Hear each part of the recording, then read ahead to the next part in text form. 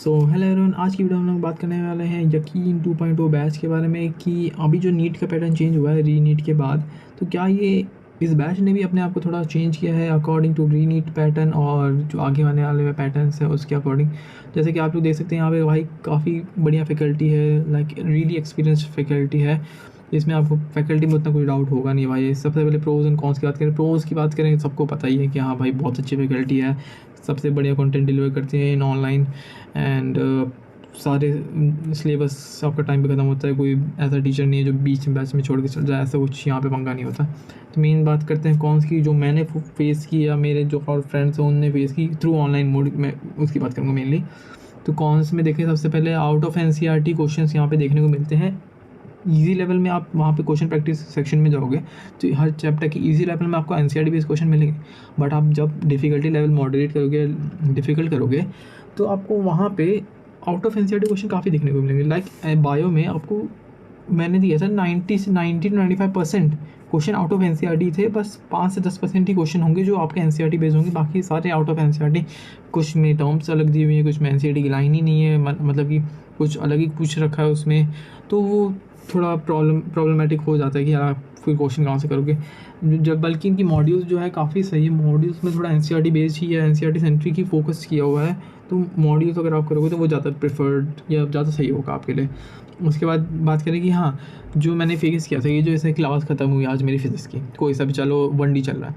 1D मैंने class में जितने क्वेश्चन किए कर लिए साथ में, उसके बाद मैंने क्लास ख़त्म होने के बाद वापस क्वेश्चन कर लिए भाई, जो भी मेरे से नहीं हुए या वापस रिवाइज करने के लिए। उसके बाद मैंने जब DPP लगाने जा रहा हूँ, तो जो DPP में क्वेश्चंस हैं और जो क्लास में क्वेश्चंस है उसमें 90% सिमिलरिटी है कि जो क्लास में क्वेश्चन कर रहा है वही 90% क्वेश्चन DPP में ही मिलते हैं। लाइक पिछले साल तक तो मिलते थे, मैंने खुद एक्सपीरियंस किया है, मेरे दोस्तों ने एक्सपीरियंस किया है। तो हाँ, ये प्रॉब्लम काफ़ी है, मतलब काफ़ी बड़ी प्रॉब्लम है।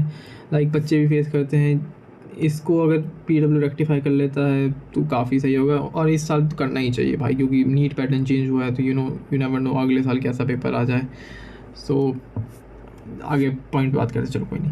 हाईली फोकस, हाँ इसमें हाईली फोकस कंटेंट, हाँ इसमें ये बात इंपॉर्टेंट है कि जो आप मेन बैच जैसे कि यकीन 2.0 हो गया, उसके बाद आप जाओगे लक्ष्य में, लक्ष्य 1.0 हो गया, या आपका अर्जुना 1.0 या 2.0, वो चलो वहाँ पे ठीक है। यहाँ पे लक्ष्य 1.0 है, यकीन 2.0, यहीं पे मेन कंटेंट फोकस होता है, यहीं पे मेन टीचर लगते हैं। बाकी आप यकीन 1.0 या यकीन 3.0 4.0 में जाओगे तो वहाँ मेन टीचर नहीं, वहाँ पे लर्निंग टीचर्स आपको ज़्यादा देखने को मिलेंगे, जो अभी भी अपने लर्निंग फेज़ में ही है। वो आपको ना कंटेंट देंगे, लेकिन उतना ही कंटेंट देंगे जितना उनको पता होगा। लाइक टीचर उतना ही देता है, बट उतना ही कंटेंट देंगे जितना उन्होंने पढ़ा हुआ है, या एक्स्ट्रा कंटेंट नहीं दे पाएंगे। जैसे कि आप यकीन 2.0 में जाओगे, मैंने पिछले साल अमित महाजन सर से पढ़ा था, उन्होंने थर्मोडायनेमिक्स एक चैप्टर एग्जाम्पल लेते हैं, उसमें बहुत बढ़िया कंटेंट दिया, एकदम क्रिस्प कंटेंट दिया। लेकिन जो कंटेंट दिया है उसी से क्वेश्चन बनना है जेई मेंस में, एडवांस में एंड उसमें नीट में भी, उससे अलावा बाहर कंटेंट नहीं मिला।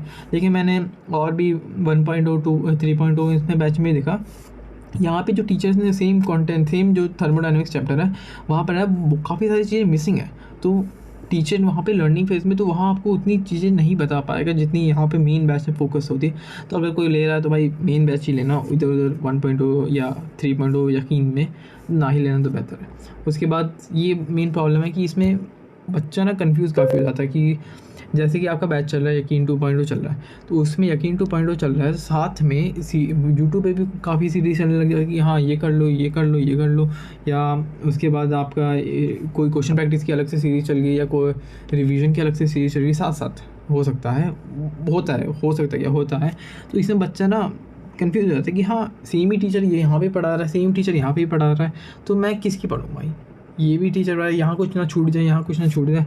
और एक और यही सेम कंसर्न वाली बात है कि एट दी एंड ईयर के ख़त्म होते होते, जब नीट एग्ज़ाम पास होता है, 2-3-4 महीने बचते हैं, तो यूट्यूब पे धड़ाधड़ सीरीज़ चलती रहती है। इस चैनल पे, यकीन चैनल पे चलती है, कुछ अलग चैनल पे चलती है, सिर्फ सीरीज़ चलती रहती है।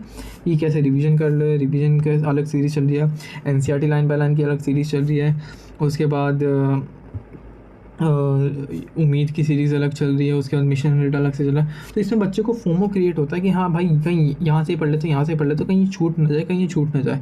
उसके बाद भाई जो एवरेज चलो जो टॉपर बच्चा है जिसने अच्छे से पढ़ा है, काफ़ी अच्छे से क्वेश्चन प्रैक्टिस किया, उसको उतना फ़र्क नहीं पड़ेगा, लेकिन जो एवरेज बच्चा है, मोस्टली बच्चे एवरेज जो बीच वाले सेंटर में लाई करते हैं, उसको वहाँ पे प्रॉब्लम होगी। वो कंफ्यूज हो जाएगी कि भाई ये भी पढ़ लेता हूँ, ये भी पढ़ लो, ये छूट रहा है, ये छूट रहा है, तो उसमें ना वो इधर का रहता है ना उधर का रहता है, तो कुछ नहीं पढ़ पाता।